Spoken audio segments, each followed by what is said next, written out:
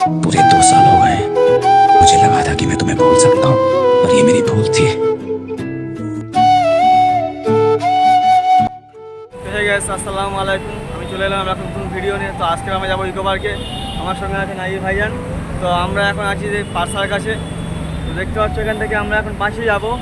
ভিডিওটি শুরু করা যাক। তো গাইস, আমরা এখন আছি নিউ টাউনের কাছে, বিশ্ব বাংলার কাছে, আপনারা দেখে বুঝতে পারছেন।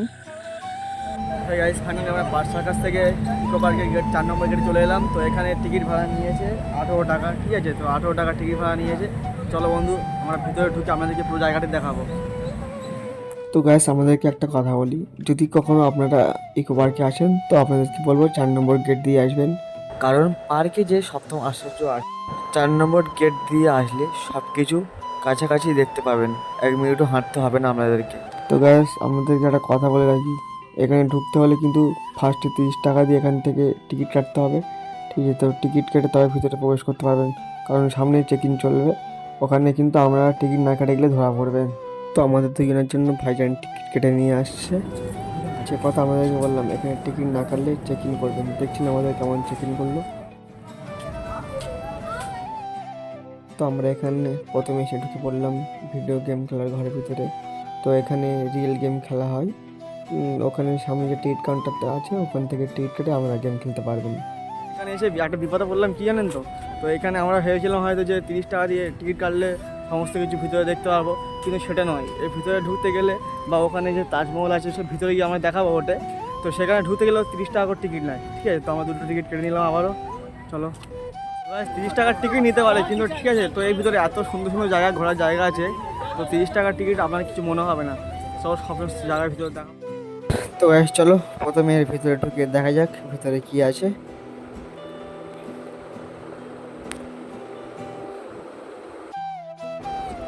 তো গ্যাসের ভিতর পিরামিডের মধ্যে মমি করে রাখা হতো ফেরাউনদেরকে। আর এই পিরামিডের পরে আছে একটা ছোট পুল, আর তার পাশে আছে জর্ডানের পেটদা শহর, প্রাচীন শহর, যেটা আসলে একটি বেলে পাথর দিয়ে তৈরি। সেই পাহাড় কেটে তার মধ্যে তৈরি করা হয়েছিল এই শহর, এবং সেটা অনেকদিন কিন্তু লুকিয়ে অবস্থায় ছিল, পরবর্তীতে আবিষ্কৃত হয়, এবং এর ভিতরে অনেক কারিকার্য আছে। এবং ব্যবসা বাণিজ্যের দিক থেকে এই পেট্ডা শহর একসময় অনেক উন্নত ছিল। আর পেট্ডা শহরের সামনে আছে ইস্টার্ন আইসল্যান্ড, এদেরকে মহাই বলা হয়, মহাই। এই আকৃতিগুলো দেখো, মানুষের মুখের থেকে, শরীরের থেকে মুখটা অনেক বড়। আর এর একেবারে সামনে রয়েছে ব্রাজিলের রিও দে জুনিয়র যীশুখ্রিস্টের মূর্তি, যেটি বিশ্বের বৃহত্তম আর দেখো মূর্তি হিসেবে বিবেচনা করা হয়। আর এর দৈর্ঘ্য 30 মিটার 98 ফুট লম্বা, এবং তার দুপাশে প্রসারিত একটি হাতের দৈর্ঘ্য প্রায় 28 মিটার 92 ফুট। আর তার একটু সামনে গেলে দেখতে পাবেন তাজমহল, ভারতের উত্তরপ্রদেশে অবস্থিত একটি রাজকীয় সমাধি, যেটি তৈরি করেছিলেন মুঘল সম্রাটের বাদশাহ শেখ শাহজাহান তার তৃতীয় স্ত্রীর নাম অনুসরণে। এটি একটি সাদা ইট দিয়ে তৈরি করা হয়েছিল। এর নির্মাণের কাজ শুরু করা হয়েছিল 1932 খ্রিস্টাব্দে এবং শেষ করা হয় 1965 খ্রিস্টাব্দে। আর বন্ধুরা, তার সামনে আছে চীনের মহাপ্রাচীর, যেটি তৈরি করেছিল চীনের কিং শি হুয়াং, যাকে চীনের প্রথম সম্রাট বলা হয়। চীনের এই মহাপ্রাচীর আপনি মহাকাশ থেকেও দেখতে পাবেন, মানে মহাকাশ থেকেও চীনের এই প্রাচীর দেখা যায়, যার দৈর্ঘ্য প্রায় 8850 কিলোমিটার। আর তার ঠিক সামনে কোলোসিয়াম এমপি থিয়েটার, যার অবস্থান ইতালির রোমে। চলো ভেতরে ঢুকে দেখা যাক এবং ইতিহাস সম্পর্কে কিছু জানা যাক। কোলোসিয়াম, এটি ইতালির রোম শহরে অবস্থিত একটি বৃহত্তর উপবৃত্তাকার ছাদবিহীন মঞ্চ। 50,000 দর্শক ধারণ ক্ষমতা সম্পূর্ণ এই মঞ্চ সাধারণত গ্ল্যাডিয়েটরদের প্রতিযোগিতা এবং জনসাধারণের উদ্দেশ্যে কোনো প্রদর্শনীর জন্য ব্যবহৃত করা হয়।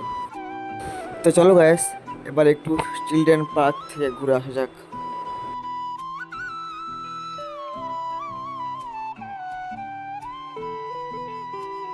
আর গাইস, চিলড্রেন পার্ক থেকে কিছুটা আসলে এইরকম পাবেন একটা জলের ফোয়ারা। তো প্রথমে আমি ভিজতে চাইনি, কিন্তু আমার মনে এত আনন্দ লাগছিল, তো না থাকতে পেরে বাচ্চাদের সঙ্গে গিয়ে এনজয় করলাম এবং আস্তে আস্তে ভিজতে শুরু করলাম।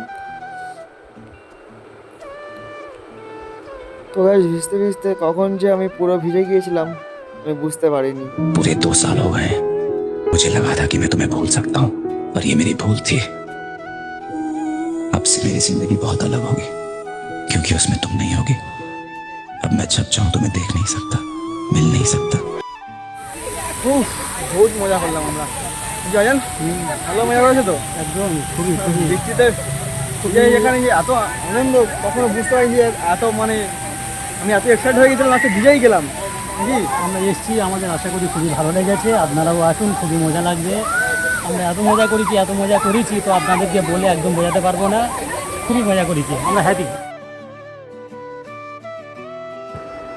টয় ট্রেন, আপনারা এই টয় ট্রেনে উঠতে পারেন। পার হেড 150 টাকা করে নেবে এবং পুরো জায়গাটা ঘোরাবে আপনাদেরকে। আর এই সামনে দেখছি ইকোপার অফিস, এখানে কোনো প্রবলেমে পড়লে আপনারা হেল্প পাবেন। আর গাইস, এই যে জায়গাটা দেখতে পাচ্ছ, এখানে সন্ধ্যা নামলে পানির ফোয়ারা পড়বে সব দিক দিয়ে। আর গাইস, এখানে অনেক সিনেমার শুটিং হয়েছে। আর এখানে অনেক সেলিব্রিটিরা এসে টিকটকের, ইনস্টাগ্রামে রিলস বানায়।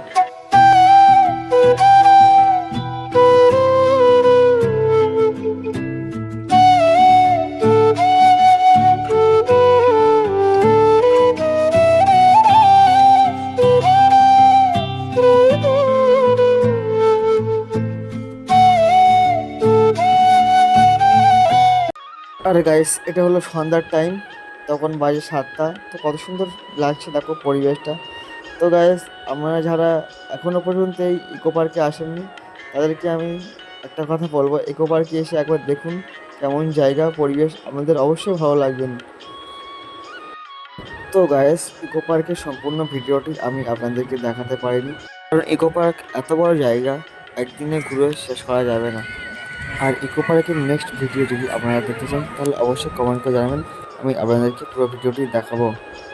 গাইস, এখানে আসলে দেখতে পাবেন আপনারা প্যারিসের রাইফেল টাওয়ার। এই টাওয়ারটির উচ্চতা 1083 ফুট। তো গাইস, এই ছিল আজকের ভিডিও। যদি ভিডিওটি আপনাদের ভালো লাগে তাহলে একটি লাইক, কমেন্ট, শেয়ার এবং সাবস্ক্রাইব করে দেবেন।